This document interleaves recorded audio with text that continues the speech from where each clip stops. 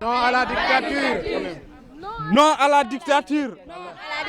Nous disons assez aux directrices régionales de formation du CEREPS de Thiès. Ce n'est pas la première fois qu'elle fait ça.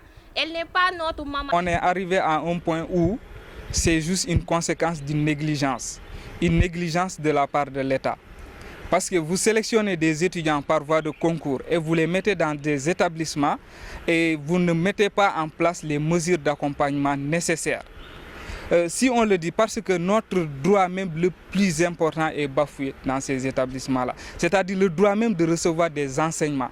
On ne dit même pas des enseignements de qualité, mais le minimum, ça, les enseignements. On ne reçoit plus des enseignements. Les cours sont devenus une chose rare dans ces écoles-là. On fait en moyenne cours 2 fois par semaine. Sur 6 jours, vous faites cours pendant 4 heures de temps ou bien pendant juste 8 heures de temps. Ce qui n'est pas du tout normal. Parce que les enseignants actuellement refusent de venir faire cours.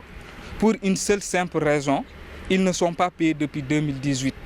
Ça fait depuis 2 ans que les professeurs viennent dérouler des cours et que ces cours-là ne le sont pas payés. Ça, c'est une situation vraiment qui nous met en mauvaise posture. Parce que nous sommes appelés à faire un examen national que l'État est tenu d'organiser pour les privés et pour les publics. Ce qui fait que même si les publics ne font pas cours, l'État organisera ce concours-là. Donc vous sélectionnez des étudiants pour les sacrifier. Parce que cette situation-là explique les mauvais résultats que nous enchaînons durant ces années passées. Et d'autre part aussi, nous avons le retard de mise en place du budget. On ne peut pas concevoir que des étudiants, même de la 3e année et de la 2e année, restent jusqu'en mois d'avril sans percevoir leur bourse, comme de nouveaux bacheliers. Ça, c'est une chose qui n'est vraiment pas du tout normale. Et c'est une chose qu'on décline de toutes nos forces, parce que la situation est difficile.